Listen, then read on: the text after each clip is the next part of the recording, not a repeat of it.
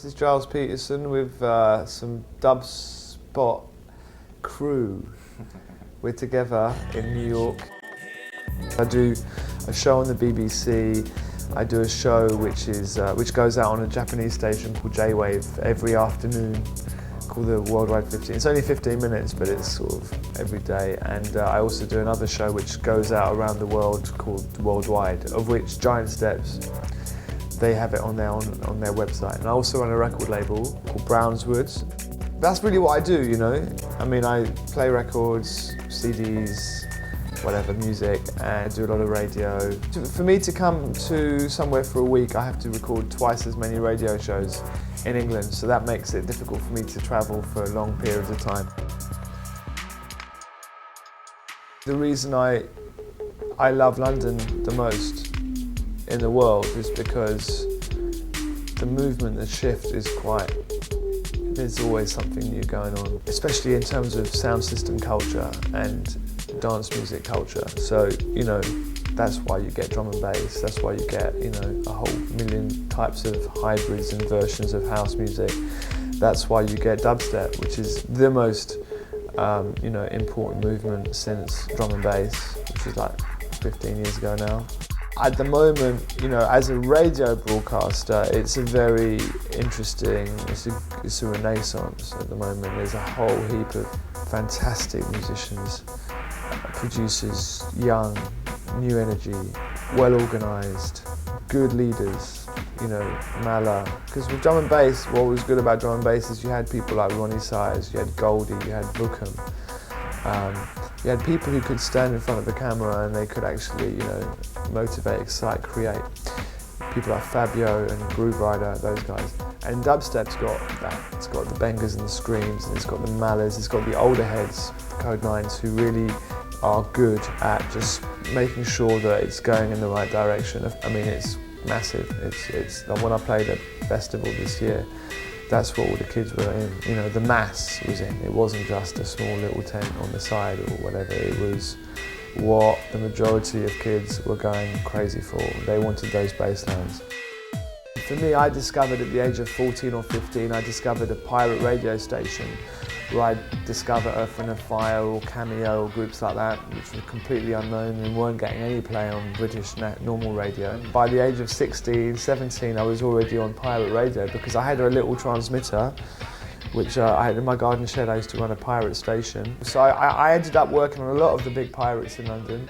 And, you know, because I was quite small and I had a little car, I had a Mini, and I could drive, they used to really like me because I used to be the one who put the aerials up on all the high buildings in London. So I'd be the one, like, every Sunday morning, like at sort of 6 o'clock, creeping out the house, and I'd have some aerials and I'd have the keys to all the big, tall, you know, projects in London. So I got to know London very quickly, and for me, I've just been very lucky to have had a drive and to have had a kind of goal, really. I mean, I think for me, as crazy as it may sound to people anywhere else, I heard the music of Art Blakey and the Jazz Messengers. I heard the music of John Coltrane, Pharoah Sanders, Stevie Wonder, Marvin Gaye in a club setting, really.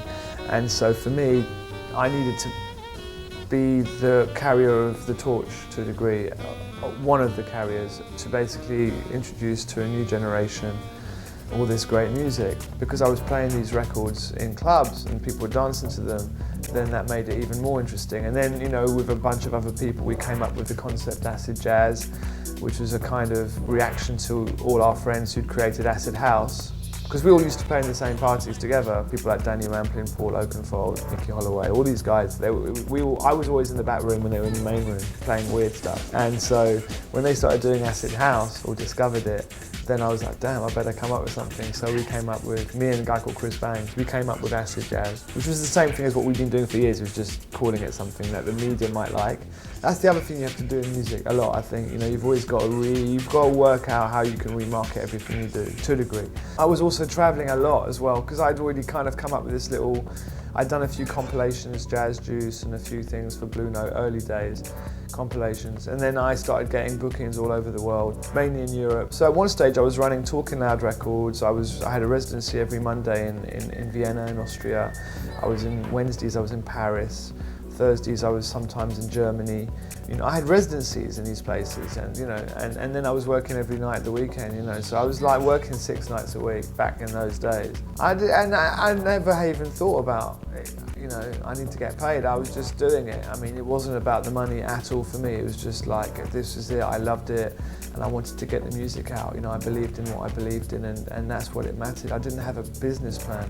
Well, there were all different labels. When I was running Acid Jazz, I knew nothing really about running record labels. I wish I had known a bit more, because I could have made a fortune. Because all these groups that I had, Jamiroquai, the Heavies, Galliano, all that whole period, we were really on top of a very big movement. One of my bits of advice is definitely to anybody who's sort of getting in it is just, you know, be advised and, you know, be passionate about what you do, but don't be as ignorant as I was, really, you know, because I made some errors. So you need to basically set up a situation in which you can incorporate all aspects of the music industry, which is what we're trying to do at Brownswood. So we put on events. I also do a festival actually in France that's been going for 5 years now. So that's also, it's all part of the machine. So the bubble for me is just about having a good base where you can just kind of, you know, do all these different separate things that all add to make one. So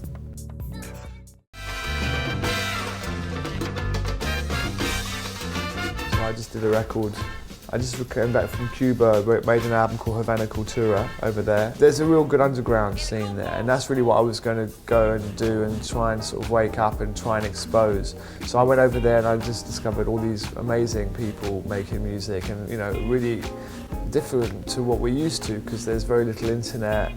CD mixtapes are gold dust, and you know, they're really, music is the force there. I was in sort of some back street with some hip hop producer, and he was just the #1 Dilla fan.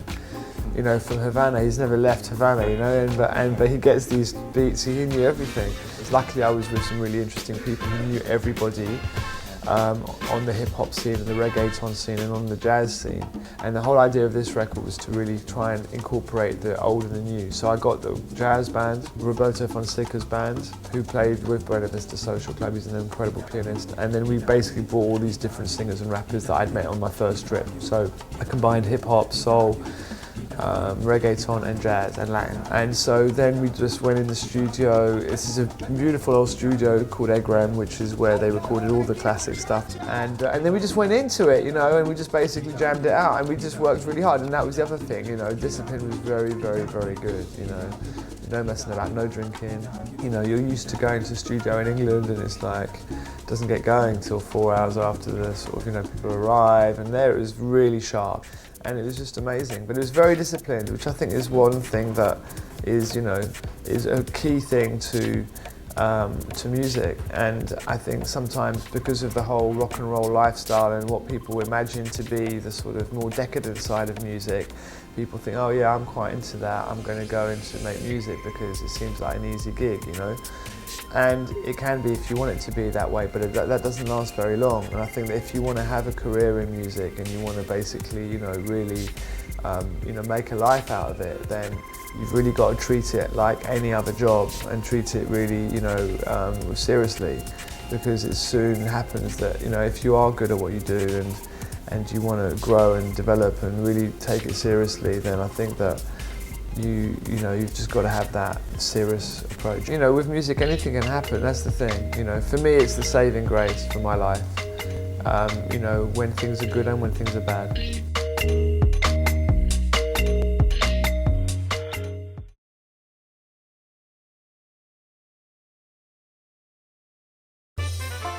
Welcome to Dubspot. We believe in providing you hands-on experience right away. Whether you're completely new to music and want to turn the sounds in your head into a musical reality, or you're an experienced artist looking to refine your skills and add new tools to your arsenal, we're ready to meet you at your level. For students of all ages, all levels, and all styles of music, Dubspot is here to help you achieve your goals. With course offerings both online wherever you are and at our school in the heart of New York City, we are ready to guide you through the next phase of your musical transformation. Whether you want to produce music, DJ, or do both, you've come to the right place. Come explore Dubspot for yourself. Become a part of our community and make music.